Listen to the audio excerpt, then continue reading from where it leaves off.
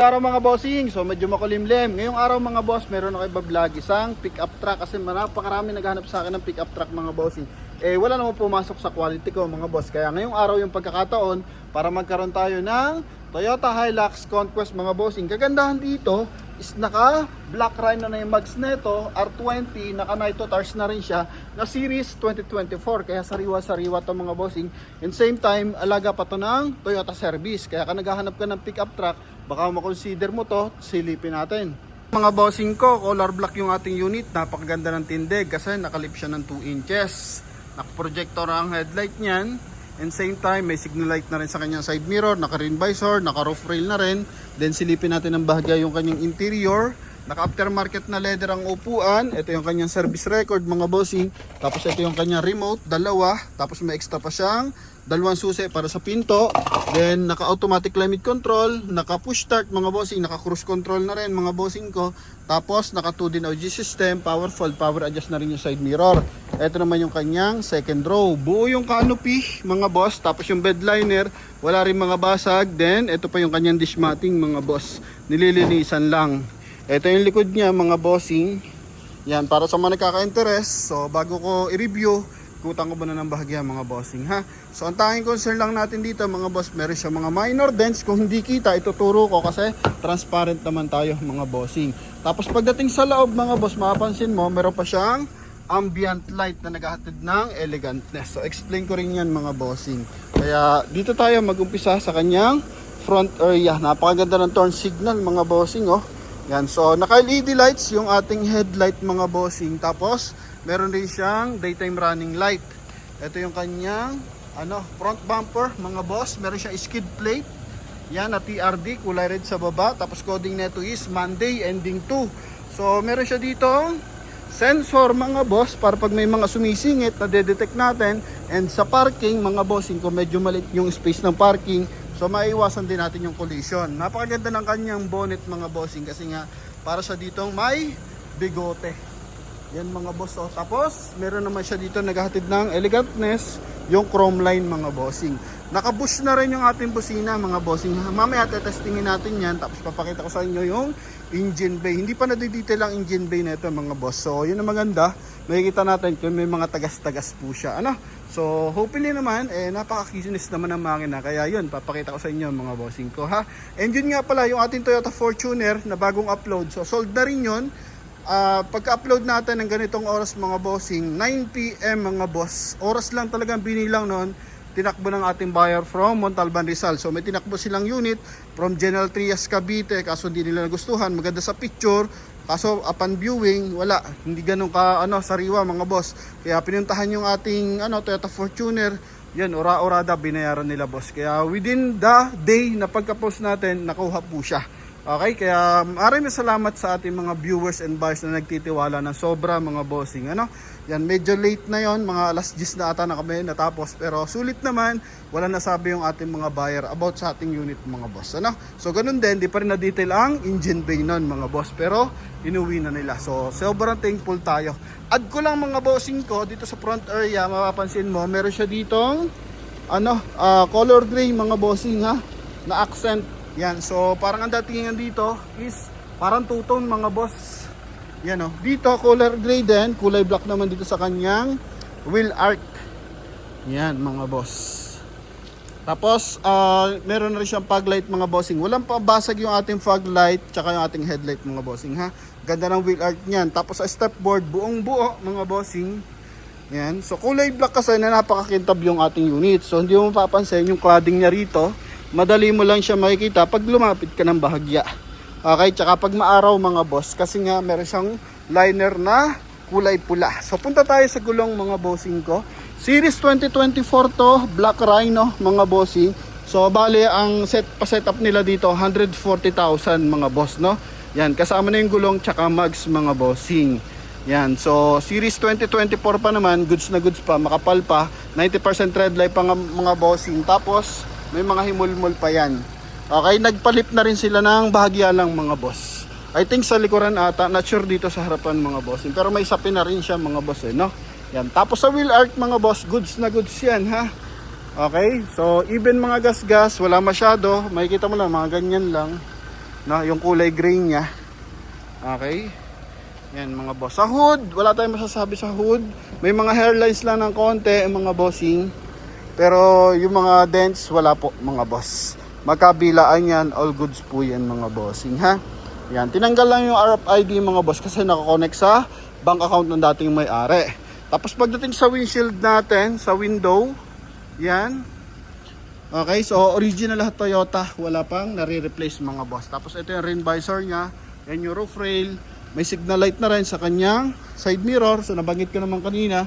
And ang kagandahan pa dyan mga bossing, meron pa siyang protection dito mga boss. Naglagay sila dito ng protection para hindi basta-basta nananakaw yung kanyang side mirror mga bossing. Tapos, yan ang putik ng kamay natin mga bossing. Sorry. So itong ating handle mga bossing, door handle, meron na rin siyang garnish mga boss, no? Yan. Tapos ito yung kanyang door panel. Power fold. Check muna natin yung window mga bossing ko. Yan, power fold. And same time, power adjust yung ating side mirror ha. Pakita natin na mas makisig para at least aware yung ating mga buyers and viewers. Yan. So thank you nga pala sa pagsuporta nyo. Kasi road to 1 million na tayo mga bossing. Ayusin lang natin yung gulong mga boss, no? Yan. Tapos sa ating YouTube, na-reach na natin yung ating mga bossing, na-reach na natin yung ating 100,000 subscribers. So pantay ang gulong, pantay ang manobela mga boss. Okay? Yan. So mileage natin mga bossing ko, 65,753 km based on the warranty booklet mga bossing. Service record is, ang huling service nito is 62,000 mga bossing. So 3,000 pa lang yung natatakbo ng huling service niya. Okay, so pwede nyo pasilip yan, centralize ang service niyan sa Toyota mga bossing, no? Okay, tapos ito nga yung ating remote. Yan, dalawa yan, original mga bossing. Tapos susi, ang daming susi mga boss. Ito sa tailgate, ito sa pinto mga boss, yung dalawa. Okay, tapos 4x2 unit lang to mga bossing ko ha. Naka-automatic climate control, push start, 2D audio system mga boss. Tapos ito yung cruise control niyan mga bossing ha. Busina, naka-upgrade na. Yan mga boss. Tapos dito, polish gray. Yan mga bossing, na accent sa kanyang dashboard. Tapos ito mga bossing is naka dual airbag. Pagdating sa hand grip, makikita mo naman, napakadaming hand grip kapag Toyota Hilux. Isa, 'di ba? Dalawa, tatlo. Pakita ko pa sa inyo mga bossing yung sa kabila.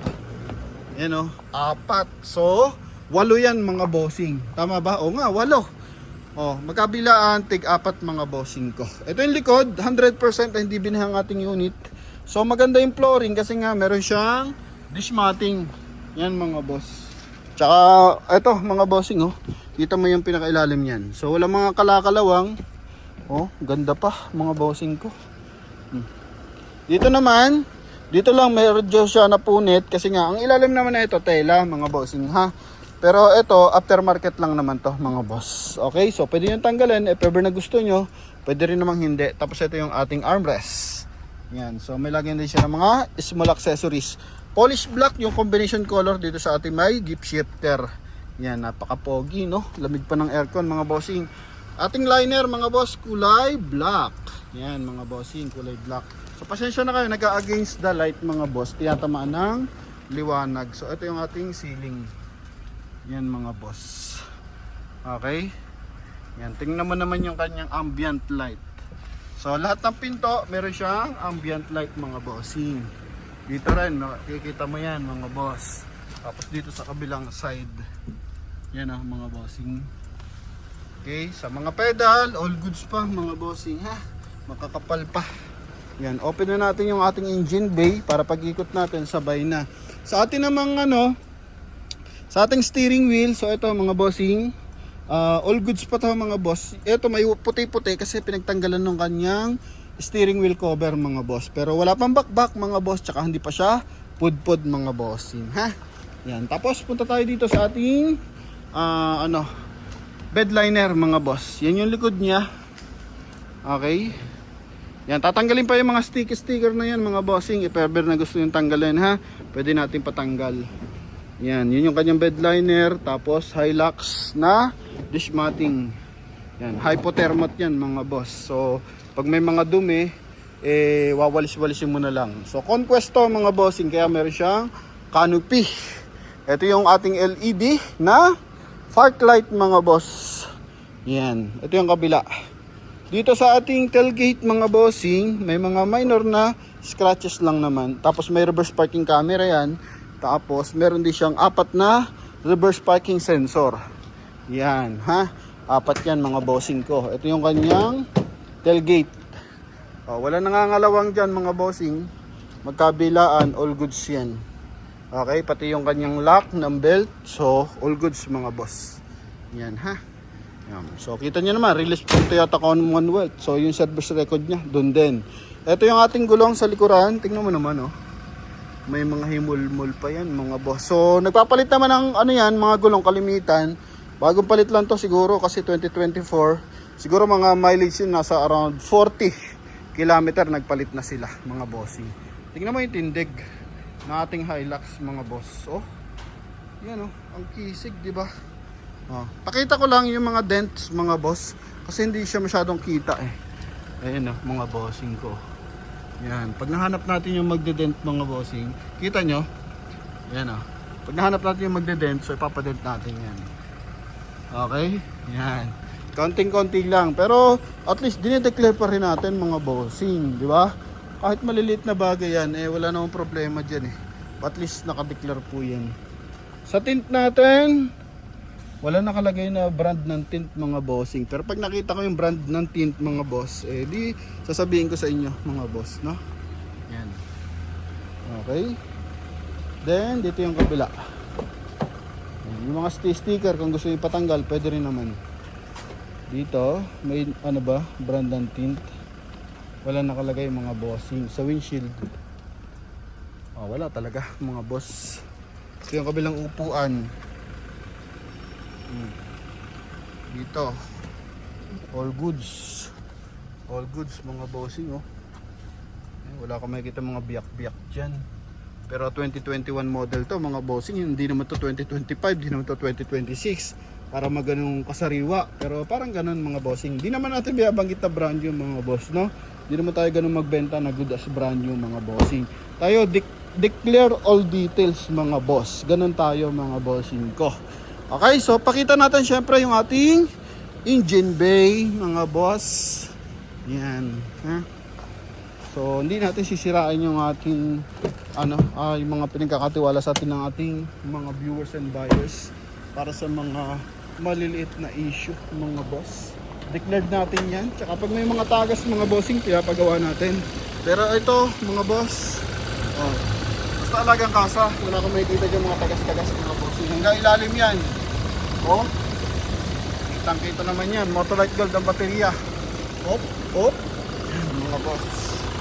Yun yung kanyang dating busina. Yan mga bossing ha. Pati sa mga turbo, walang mga tagas mga bossing. Okay. Pinapakita natin ang buong buo. Yan, pati dito. Yun yung busina niya. Bush yan mga bossing. So normal lang na mayroong mga dyan, may mga tape. Kasi nagawa sila dyan ng sariling linya. Ito yung ating kulan, kulay blue. Oh. Andy, sa ano pala to? Sorry. Sa windshield washer. Ito pink pala. Yan. Ayan, ang ganda. May sarili niya palang kulay ngayon yung sa dito. Windshield washer mga boss. Okay, so nakikita nyo naman ha. Hanggang ilalim yan mga bossing ko. Focus natin. Walang mga tagas-tagas yan. Yan, yung throttle. Diba? Kita nyo naman, may mga markings pa yung ilan. ABS nya, fuse box. Yan mga bossing. Dito rin. Pakita natin yan mga boss. Kapila, likod. Ito yung ating insulator. Walang bahid na masilya. Kabilaan yan mga bossing. Dito kapit na kapit yung kanyang bonnet. Ito yung pinaka niya, bigote. Yan, engine displacement 2.4 liters. Yan, turbo diesel to mga bossing ko. So yun, sa mga nagkaka-interest dito sa ating Toyota Hilux na to, Conquest, so tawag na mga bossing ko ha. Napaka-pogit, napaka-kisig niyan. Ito yung angulo niyan mga boss. Papakitaan kita. Kung nakikita mong bagay na bagay sa iyong garahe. Ito yung kabila. Diba? Yun yung kabilang side. Oh.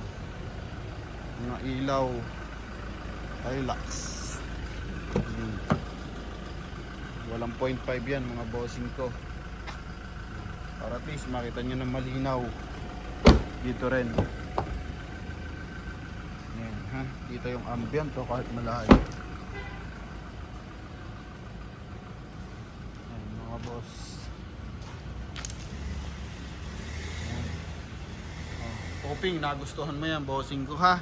Kaya maaari ka nang tumawag sa ating contact number na nasa screen. Connected po yun ng Viber and WhatsApp mga boss. Doon nakaraan, una pa mabenta yung units ha. Bago natin ma-upload mga boss, no? Yan, mga minor dents lang, magkabilang pinto. Driver side, tsaka passenger side. Ito, pakita natin yung isa dito.